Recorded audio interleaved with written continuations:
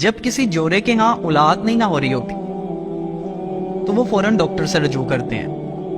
اب doctor test کرتے ہیں کہ پتہ لگ جائے کہ یہ بچہ پیدا کرنے کی بنیادی صلاحیت رکھتے بھی ہیں، اہلیت رکھتے بھی ہیں کہ نہیں. اب ٹیسٹ سے دو چیزیں سامنے آتی ہیں. بعض کیسز میں تو یہ ہوتا ہے کہ یہ بچہ پیدا کرنے کی اہلیت تو رکھتے ہیں لیکن کچھ عارضی رکاوٹیں ہیں جس کو علاج کے تحت دور کر لیا جاتا ہے. جبکہ دوسرے معاملے میں وہ اولاد پیدا کرنے کی اہلیت ہی نہیں رکھتے، رپورٹس یہ کہہ دیتی.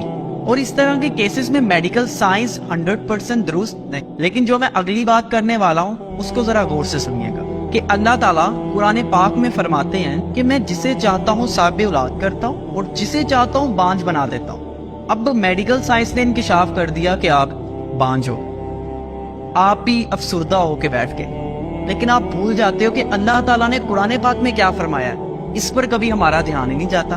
اب پیدائش کا جو باب ہے نا، اس میں بظاہر تو یہی نظر آتا ہے کہ ماں باپ کے ملاپ سے اولاد پیدا ہوتی ہے، لیکن قدرت نے بھی اس میں 3 سے 4 مظہر رکھے ہیں جس پہ آج تک ہم نے غور ہی نہیں کیا. مثال کے طور پہ حضرت آدم علیہ السلام جو بنا باپ اور بنا ماں کے پیدا ہوئے، حضرت حوا جن کی پیدائش میں مرد کا کردار تو تھا حضرت آدم علیہ السلام لیکن عورت کا کردار نہیں تھا، حضرت عیسیٰ علیہ السلام جن کو بغیر باپ کے پیدا فرمایا گیا.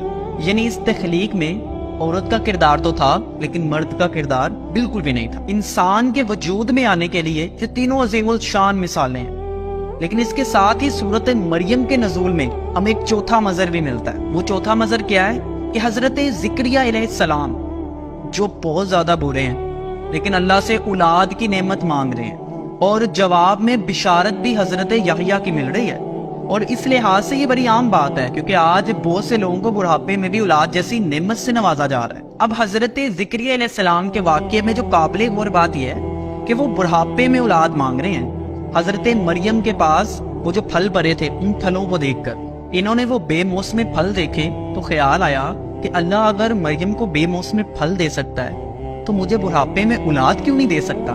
بس اس واقعے کو بتانے کا مقصد یہ تھا کہ میڈیکل سائنس میں پورا بھروسہ نہ کر لیں اور افسردہ اور مایوس بالکل مت، بلکہ حضرت زکریا علیہ السلام کی طرح اللہ سے دعا مانگیں. اور یہ تو بس ایمان کا کیس ہے کہ کس کا ایمان کتنا پختہ ہے. جن حضرات کے ہاں 15-20 سال کے بعد اولاد ہوتی ہے تو یہ معاملہ ایمان کا ہی تو ہے. صلاۃ الحاجت بہت کام کی چیز ہے، اس کا اہتمام کر لیا جائے کچھ وقت نکال کے. جس طرح بچپن میں ماں کے پیٹ سے چمٹ کر آپ ضد کرتے تھے نا اپنی فیورٹ چیز کے لیے، اس طرح ہی اللہ سے ضد کر لیں. جیسے اللہ تعالیٰ فرماتا ہے کہ میں اپنے بندے کے ساتھ اس کے گمان کے مطابق پیش آتا ہوں. آپ کا گمان ہی آپ کی عطا کردہ نعمتوں کا سبب